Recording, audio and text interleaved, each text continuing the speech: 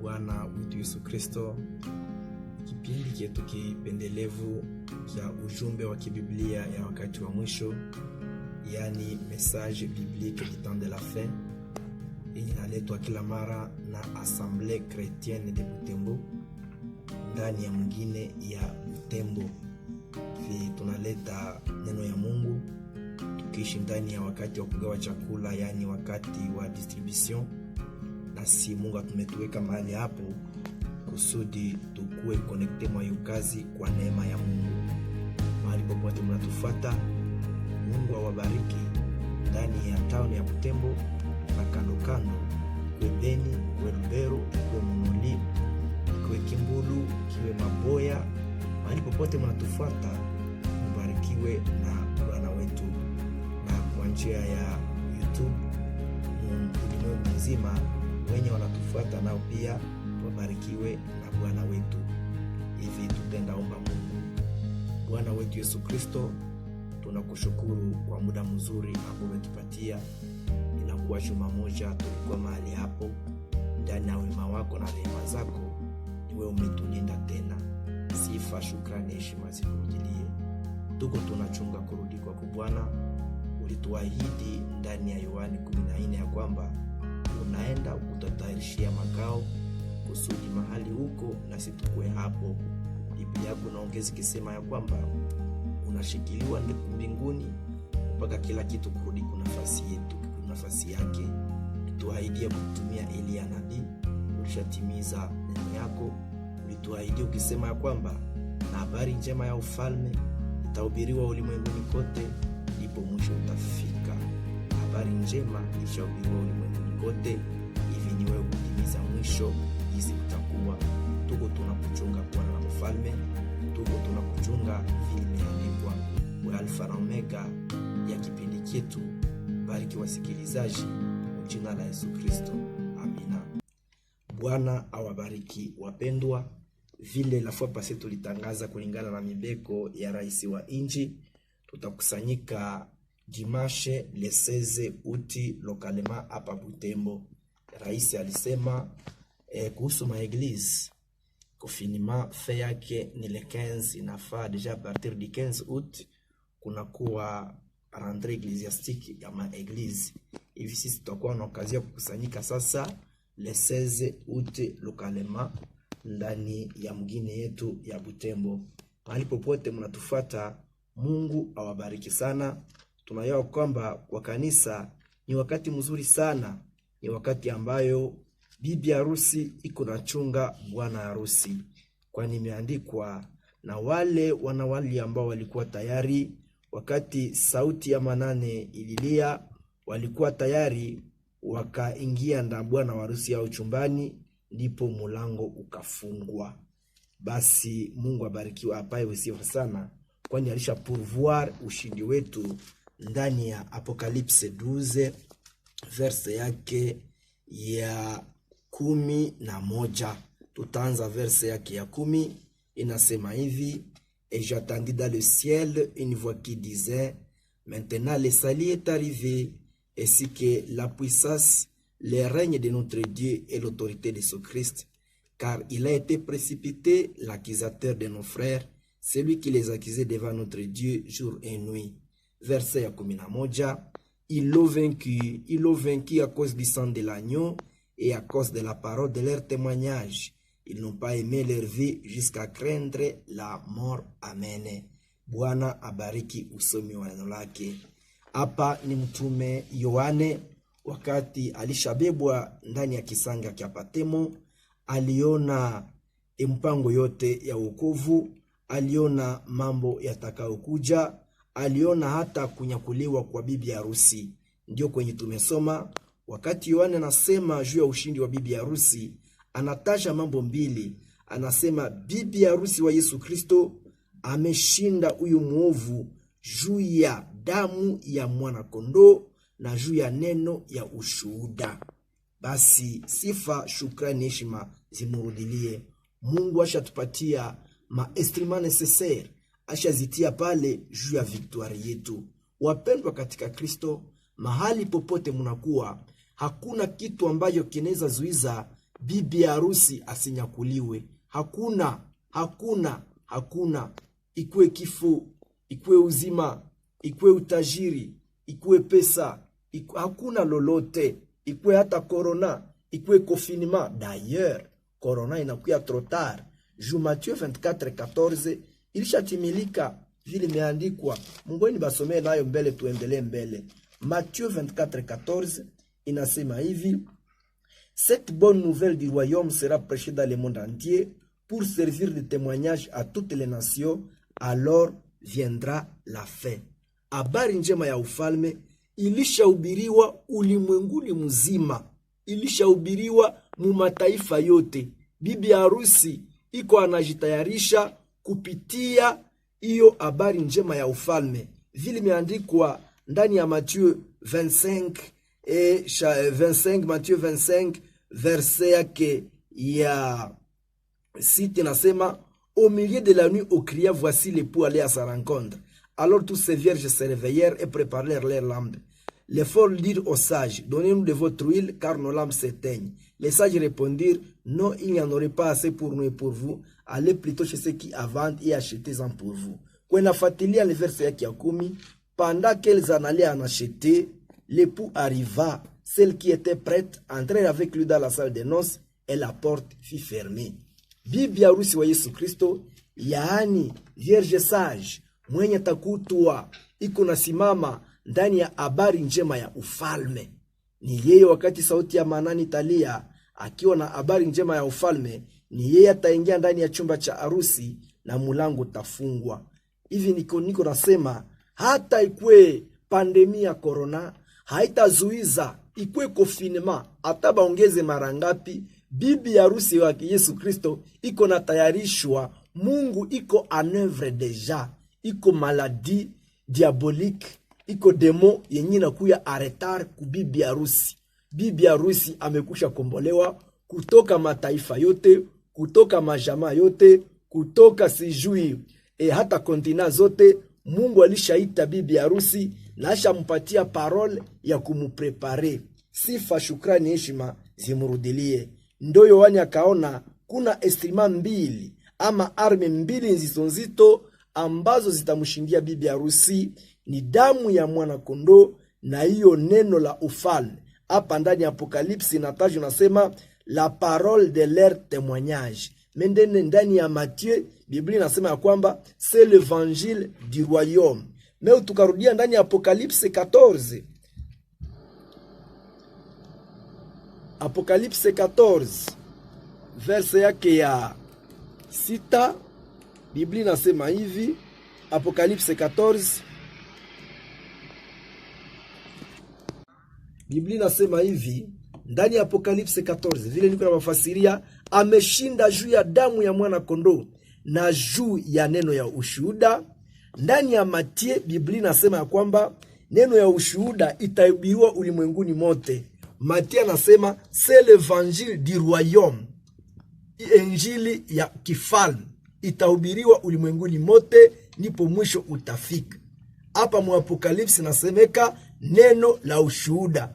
Ndani ya Apokalipsi 14 verset 6 inasemeka l'évangile éternel. Ni matamshi za kibiblia. Je vis un autre ange, Apocalypse 14 verset 6. Je vis un autre ange qui volait au milieu du ciel.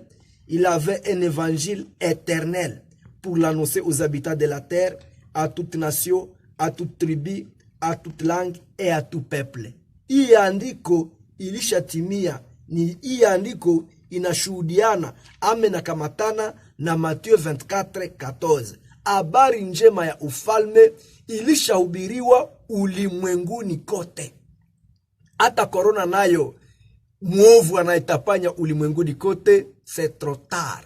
Bibi harusi deja neno ilishamuweka tayari. Mungu alishatuma watumishi wake, Mungu alishatuma mtumishi wake kusudi habari njema ya ufalme ihubiriwe. Alishatuma mtumishi wake, alishatuma watumishi wake kusudi habari njema ya ufalme ihubiriwe. Ndio maana huyu muovu anakuja na retar, wala habari njema ilishahubiriwa. Tutashinda juu ya damu ya mwana kondoo na juu ya neno ya ushuhuda. Sifa, shukrani, heshima zimurudilie Mungu. Deja wakati tunarudilia mu Exode, na Moize ye mwenyewe anaonesha tu gizi ushindi unarudilia tu Mungu wetu. Ndani ya Exode chapitre 15 par exemple, verse yake ya 6. Exode 15 verse 6. Moize anasema hivi juu ya victoire yenye inatokana na Mungu: ta droite ô Éternel a signalé sa force. Ta droite ô Éternel a écrasé l'ennemi. Par la grandeur de ta majesté, tu renverses tes adversaires, tu déchaînes ta colère, elle les consume comme du chaume. Amen. Deja Moize naye kwa wakati wake aliona mkono wa Bwana, aliona kuume kwa Bwana, na aliona hiyo kuume kwa Bwana nasema inaonesha nguvu za Bwana. Kuume kwa Bwana, Moize wakati kuna kuzungumzia anasema la droite de l'Éternel a écrasé l'ennemi. Deja nashuhudia la droite de l'Éternel mu Ancien Testament akionesha ya kwamba iliponda adui sawa sawa nini, sawa vile sijui ni nyasi inaponda adui mpaka adui anateketea sawa nyasi. Sifa zimurudilie Mungu wetu. Wakati unakamata Psalm 118, Psalm 118, maandiko matakatifu yanaongeza hivi. Psalm 118 verse yake ya 15 imeandikwa hivi: des cris de triomphe et de salut s'élèvent dans les tentes d'Égypte. C'est vrai, c'est vrai. Des cris de triomphe et de salut s'élèvent dans les tentes d'Égypte. La droite de l'Éternel manifeste sa puissance. La droite de l'Éternel est élevée. La droite de l'Éternel manifeste sa puissance. Amina. Ndiyo, yoyowe za ushindi, yoyowe za wokovu zinaonekana ndani ya hema za wenye haki. Mahali ambapo kuna hubiriwa kweli, ni pale Mungu anakuwa.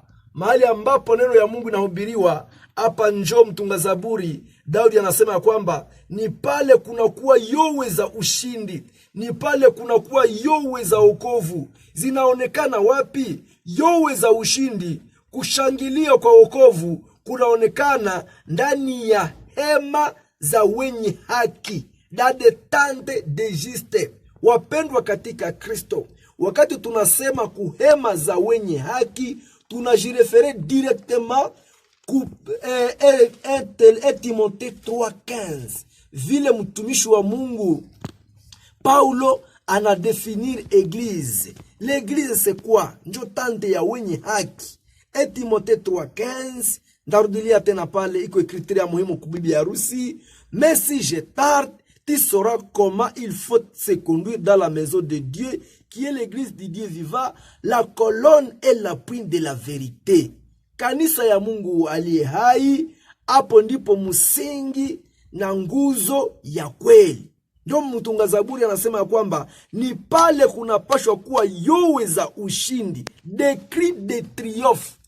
Ni kusema wakati tuko na adore Mungu wetu en esprit et en vérité, ni sie njo tuko na raison kuleta zio mayowe, tukafurahia wokovu wetu. Ni pale mkono wa Bwana, ni pale kume kwa Bwana kunaonesha nguvu zake.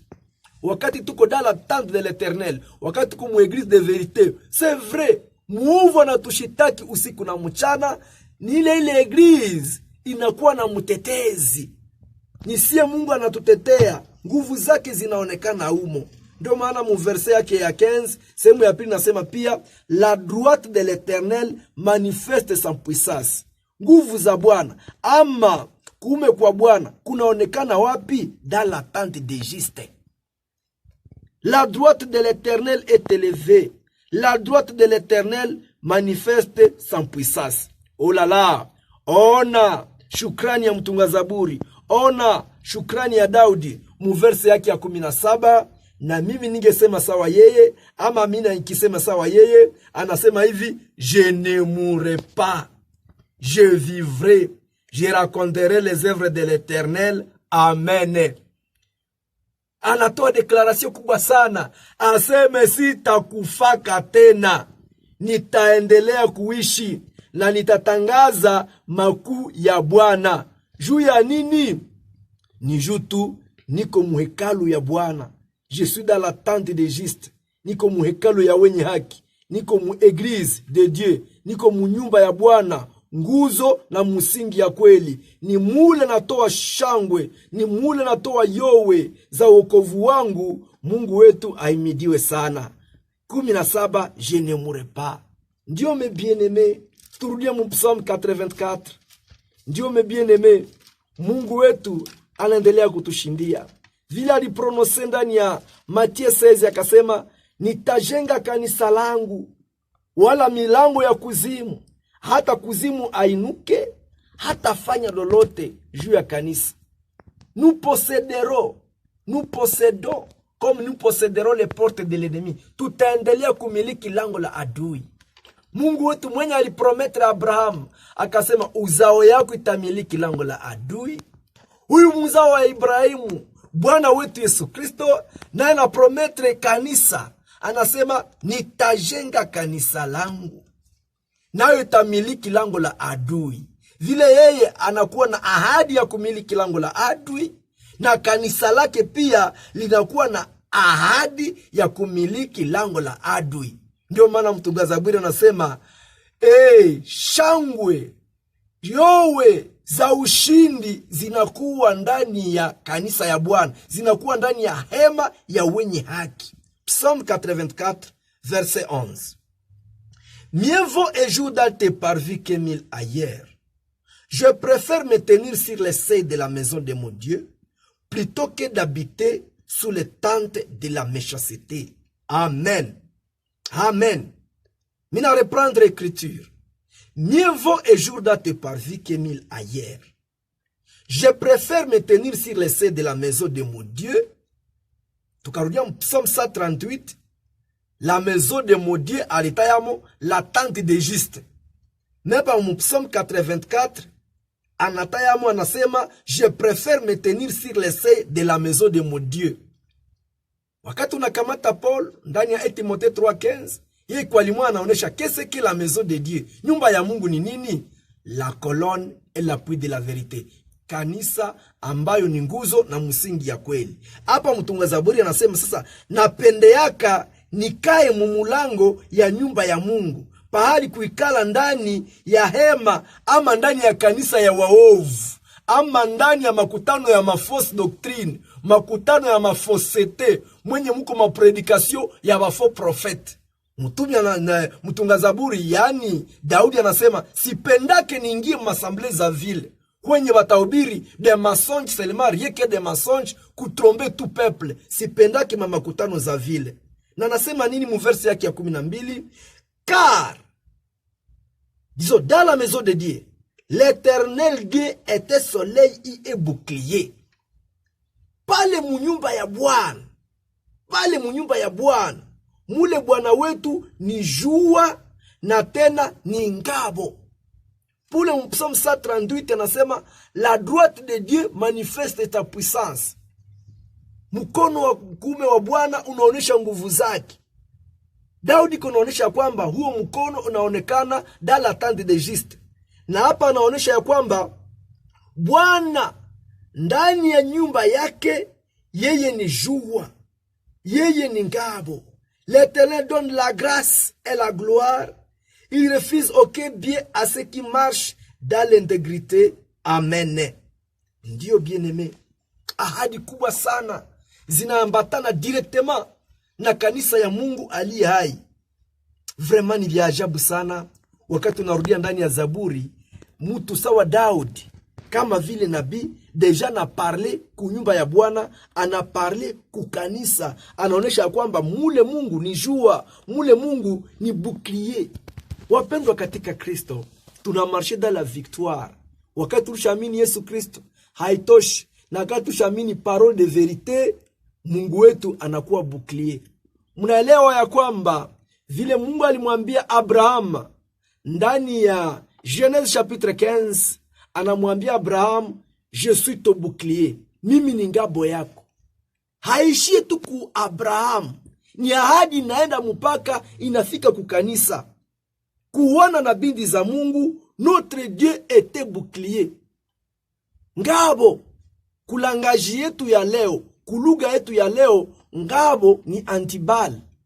Wakati muovu anakuya na masasi, wakati muovu anakuya na arme, wakati muovu anakuya na upanga, wakati muovu anakuya na mshale, wakati muovu anakuya na mamaladi, wakati muovu anakuya na makaruho, wakati muovu anakuya na manjama zake zote, haleluya, tuko na bouclier moya, ni Mungu wetu. Haiko malaika njo iko bouclier, hapana. Hapa mwenye anajiporte gara, gloire à Dieu. Mwenye anajiporte gara kukua ngabo yetu, c'est Dieu lui-même. Amen. Mungu yetu ye mwenyewe ni bouclier. Wakati enemy anakuya na mshale, unaitilize Mungu yetu comme bouclier. Hapa hatuna besoin ya anje kusudi ya kuwe bouclier. Mungu ye mwenye njo ngabo yetu. Ma sœur, mon frère, mahali popote unanifata, vraiment ni ma verset za kushishimua. Meme ba malade, benye banakuwa tamatanda, benye banakuwa kitatumba, benye banakuwa kula merveille, benye banakuwa kuma hopito kuna huko, benye bako unafata hiyo prédication, uyu Mungu umukamate comme bouclier. Contre tes maladies, ni bouclier. Contre mishale yote, ye ni ngabo yako. Contre ma problème, wakati mwovu kuna kuvizia, Mungu wetu ni bouclier. Même contre le corona. C'est notre bouclier. Sifa zimurudilie Mungu wetu. Mezaidi sana, ahadi ya kipekee inakuwa munyumba ya Bwana. Munyumba ya Bwana, mu maison de Dieu, kwenye kweli inahubiriwa, Mungu anakuwa bouclier ya wapendwa wenye wako nasikia kweli. Wameshinda juu ya damu ya mwana kondoo na juu ya neno ya ushuhuda. Abo, kumbe mshindaji, kumbe Mungu wao iko katikati yao. Vile imeandikwa ndani ya 1 Corinthiens chapitre 6 verset 14, anatuprometre ya kusema tutoke katikati yao. Na mu verset 17 anasema, ndi nitakuwa katikati yenu, nitatembea na nyie, mutaitwa wana wangu, mutaitwa bidi zangu, ndaitwa baba yenu. Mungu wetu atusaidie sana. Mukanisa la Mungu, notre Dieu est soleil, Mungu wetu ni jua, Mungu wetu ni ngabo, na Mungu wetu anatupa neema, na Mungu wetu anatupatia utukufu, na atukatalie mambo yote mazuri. Mu verse yake ya 12 deuxième partie, l'Éternel donne la grâce et la gloire. Anatupatia neema na anatupatia utukufu. Anatupatia neema, anatupatia utukufu. Iko mambo wa kufuatilia. Nous avons la grâce dans la maison de Dieu. Tuko tunatembea ndani ya neema na tuko tunatembea ndani ya utukufu. Hatuna besoin ya kutukuzwa na watu. Mungu yeye mwenyewe anatupatia gloire, c'est un don. Amen. Si ambao tumeamini kweli, Mungu anatuaccorder grâce na Mungu anatuaccorder gloire. Na hatukatalie lolote. Il ne refuse aucun bien à ce qui marche dans l'intégrité. Bwana wetu atusaidie sana. Wapendwa katika Kristo, verse nyingine ya mzuri njoo hii juu ya wana binti za Mungu. Tuko tunachunga Bwana wetu Yesu Kristo. Tuko tunatembea ndani ya ushindi. Usisikie tena maboga boga. Esaïe 59 verse yake ya 19. Maandiko matakatifu yanasema hivi: On craindra le nom de l'Éternel depuis l'Occident et sa gloire depuis le soleil levant. Quand l'ennemi viendra comme un fleuve, amen, l'esprit de l'Éternel le mettra à fuite. Amen. Mina reprendre l'écriture. On craindra le nom de l'Éternel depuis l'Occident et sa gloire depuis le soleil levant. Quand l'ennemi viendra comme un fleuve, l'esprit de l'Éternel le mettra à fuite. Iko verse vraiment inakuwa na shindo kabisa.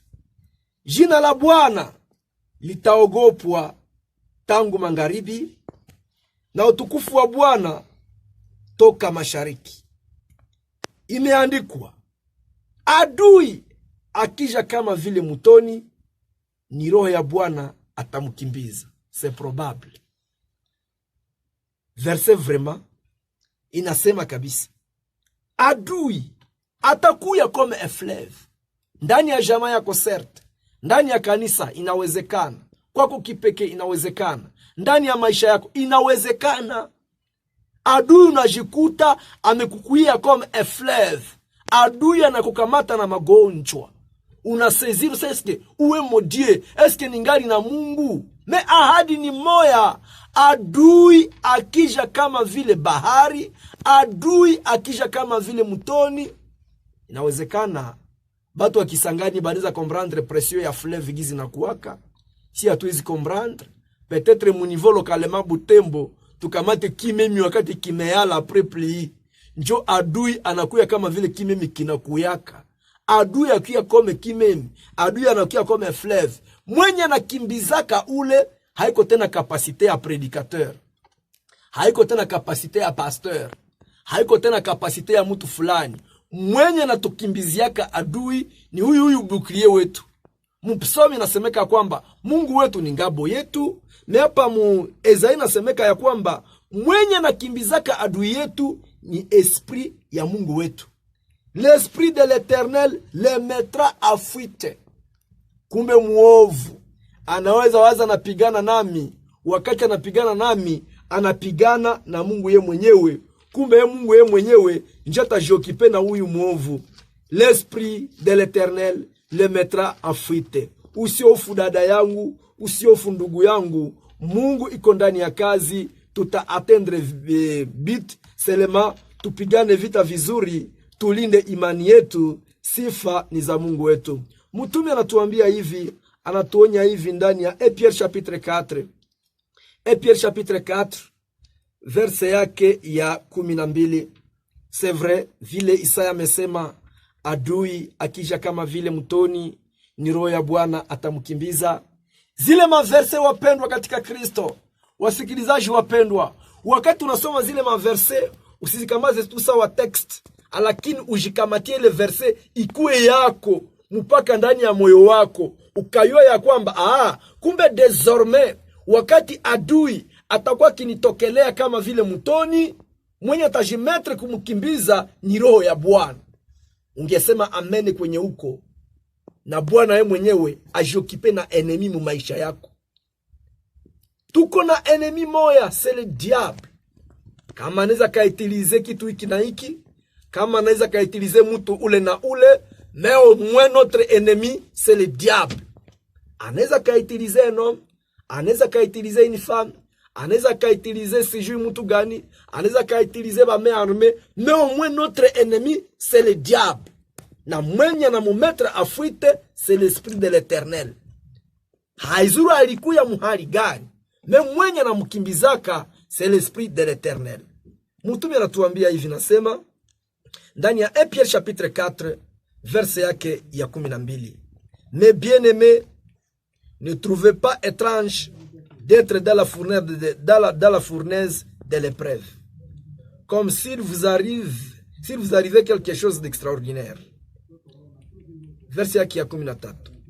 Réjouissez-vous au contraire de la part que vous avez aux souffrances de Christ, afin que vous soyez aussi dans la joie et dans l'allégresse lorsque sa gloire apparaîtra. Comme un verset za kilo. Utumiko na tuonya nasema, wapendwa, visiwe vitu ya kigeni kwenu wakati mnajikuta mko ndani ya fournaise. Fournaise ni moto mkubwa sana, na pana example ya ba bien-aimés wenye walikuwa ndani ya fournaise mu Ancien Testament. Ilikuwa ni Meshach, Shadrach, Abednego. Wakati kulikuwa adoration Babylon, ilikuwa kinyume na adoration ya Mungu wao. Hawa bien-aimés ota de Daniel, Meshach, Shadrach, Abednego habakuitika ile adoration ya roi de Babylon, balikuwa prêt kutupwa ndani ya fournaise. Lakini wakati walikuwa ndani ya fournaise, Biblia inasema kwamba Mungu wao alibafatililia mpaka ndani ya moto alibashindikiza. Ndio mtumiko na Tony akisema ya kwamba kwetu bisiwe vitu bigeni wakati maepreuve kwetu zinakuja sawa fournaise. Bisikuwe sawa vitu vitu vyenye habia kuwaka. Mbele yetu watu waliingia ndani ya majaribu sawa haya, ne walikuwa zaidi ya washindi. Cha kushangaza mtume anasema wakati tuko ndani ya fournaise, wakati tuko ndani ya souffrance. Amen. Même notre Seigneur Jésus-Christ alikuwa ndani ya souffrance. Ndio mtume anasema kwamba kwetu ikuwe sujet ya joie, ikuwe kitu ya kufurahia wakati unakuta uko ndani ya épreuve. Mais tunaretenir kitu kimoya, même dans l'épreuve, mwenye atakushindia ni Mungu yeye mwenyewe. Parce que verset yatuambia notre bouclier, ngabo yetu, c'est notre Dieu. Unakuwa ndani ya jaribu, unakuwa ndani ya épreuve, unakuwa ndani ya fournaise, mwenye atakushindia c'est notre Dieu lui-même. 14. Si vous êtes outragés pour le nom de Christ, vous êtes heureux, parce que l'esprit de gloire, amen, l'esprit de Dieu repose sur vous. Souffrance, mateso, inakuwa conditionné. Usiteseke juu uko mwizi, na unasema hao niko ndani ya majaribu, na wewe njuko naiba bankuku za watu mukartier. Non, c'est pas ça. Kama unaweza teseka, uteseke kuupande wa Kristo. Uteseke juu ya parole de Dieu. Uteseke pour le compte de Christ. Usiteseke juu mukartier njo walinasa uko nafanya mapote. Njo tunateseka tuko majaribu ya wapi? Mais si vous êtes outragés pour le nom de Christ, unateseka juu ya jina ya nani? Ya Christ. Vous êtes heureux parce que l'esprit de gloire, l'esprit de Dieu repose sur vous. Atuk unateseka juu ya Kristo, roho ya utukufu, roho ya Mungu iko juu yako. Que personne d'entre vous, en effet, ne souffre comme meurtrier, ou voleur, ou malfaiteur, ou pour s'être ingéré dans des affaires d'autrui. Oh là là, ça c'est la Bible qui parle. Ni Biblia iko nasema, tuko ba croyant de la Bible, tuko ba enseignant de la Bible, na tuko ba obeisa ba Biblia. Biblia inatuambia kwamba mtu katikati yenu asiteseke juu ni muuaji. Wakati unateseka juu uko muuaji, unamerite haya mateso. Na esprit de Dieu haiko juu yako. Uko na esprit satanique. Esprit ya uuaji. Qui est comme ton grand frère Caïn. Uko sawa ndugu yako mkubwa Kaina. Kama unateseka juu ya wizi, wizi haiko esprit de Christ. Esprit de gloire, esprit de Dieu haiko juu yako. Kama unateseka juu s'ingérer dans des affaires d'autrui. S'ingérer dans des affaires d'autrui. Unasema juu ya mambo yenye haikuone, haikuhusu. Unabisema hako na unaenda bitesekea amo. No. Esprit de Christ haiko juu yako. Wapendwa katika Kristo, tuepukane na kufanya maengerasi. Kumbe Biblia ina reconnaître engerasi. Unajingiza mu maneno yenye haikuone, haikuhusu. Na unajikuta ushaitesekea amo. Na unasema niko majaribu yenye ulijitafutia we mwenyewe. Mbona hata haikuhusu? Suachane navyo. Mais si quelqu'un souffre comme chrétien, ça c'est la Bible. 1 Pierre chapitre 4 verset 14. Utasoma ma écriture. Mais si quelqu'un souffre comme chrétien, qu'il n'en ait point honte, ou que plutôt il glorifie Dieu à cause de ce nom. Amen. Mais si quelqu'un souffre comme chrétien, njo condition. Kama mtu unateseka kama mkristo, roho ya utukufu, roho ya Mungu ni juu yako. Unateseka juu ya parole de Dieu. Unakuwa capable kudefendre devant un avocat, devant un magistrat, devant un procureur, mbele ya maire de ville. Unakuwa capable kudefendre. Hii mbona wanakuakizere hii dossier ni juu ya nini?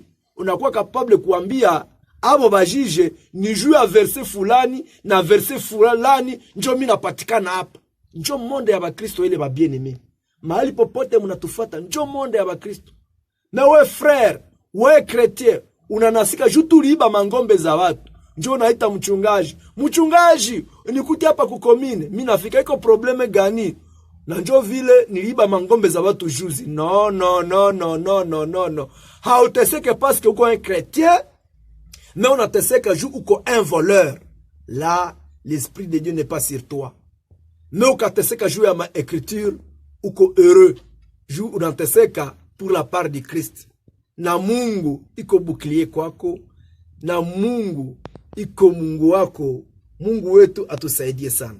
Wapendwa katika Kristo, tunapaswa teseka pour le compte de Christ. hatuwezi teseka juu ya n'importe quoi. Hapana, hatuwezi teseka juu ya maaffaire de ce monde. Mais si quelqu'un souffre comme chrétien, qui n'en est point honte, ou qui plutôt il se glorifie, il glorifie Dieu à cause de ses noms. C'est ça, bien-aimé. Kuteseka kwetu, tuteseke parce que nous sommes des chrétiens. C'est très très important. Ni vitu ya muhimu sana. Sifa, shukrani, heshima ziudilie Mungu wetu. Wameshinda juu ya damu ya mwana kondoo na juu ya neno ya ushuhuda wao. Walifikia kiwango yenye hawakuogopa kifo. Juu ya nini? Ils n'ont pas aimé leur vie jusqu'à craindre la mort. Walifika kiwango balisiporte masouffrance. Hawakuona maisha yao kuwa bure.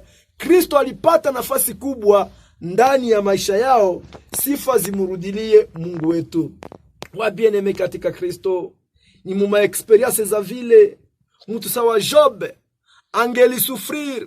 Wakati Job alisufrir, hakusufrir juu alikuwa mwizi, hapana, me alisufrir juu ma experience personnelle alikuwa zona Mungu wake.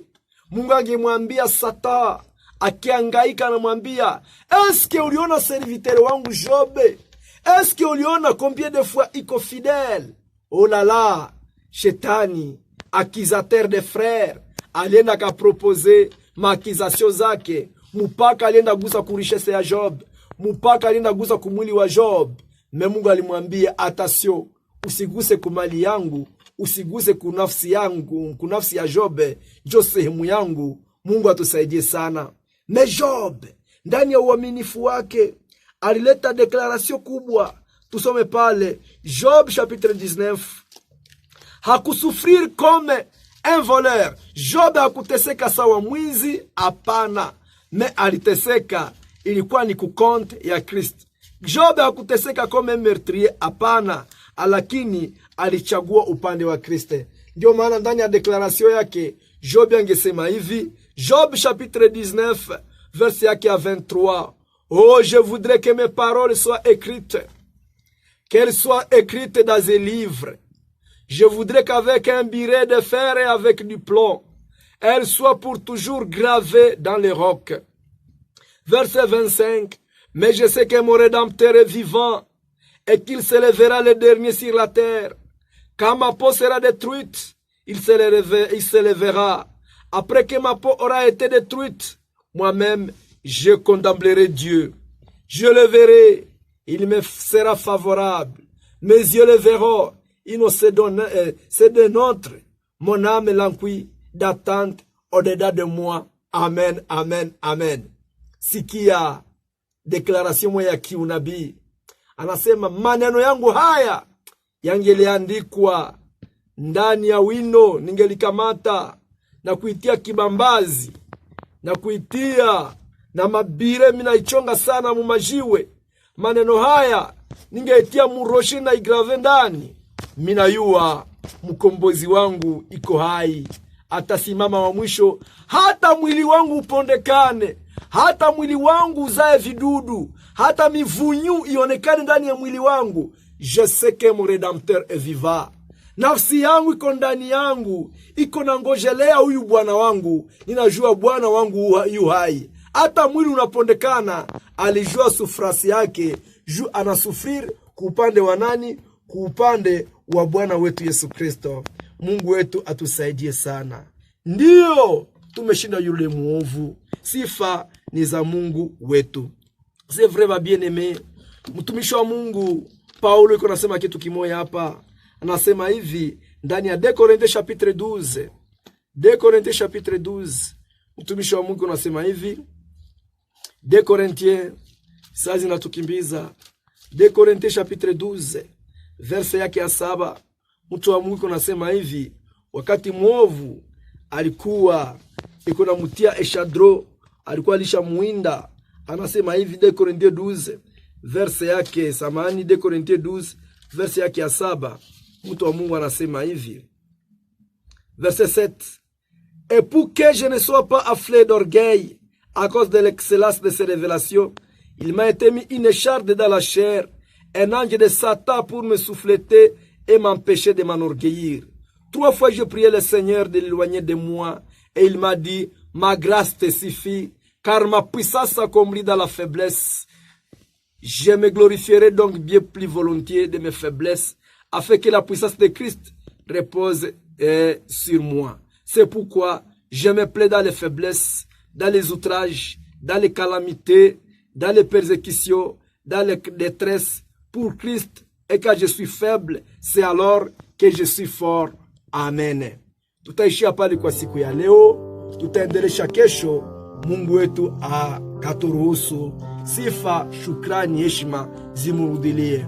Mais qui doit retenir, nous marchons dans la victoire. Mungu wetu iko pamoja na kanisa lake. Il est dans la tente des justes. Il est dans sa maison.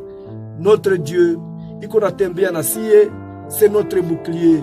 Notre Dieu, adui akija kama maji, c'est lui qui le mettra à fête. Victoire ni kwa upande wetu. Kanisa ilionekana imeshinda juu ya damu ya mwana kondoo na juu ya neno ya ushuhuda. Sifa, shukrani, heshima zimurudilie Mungu wetu. Tutaomba.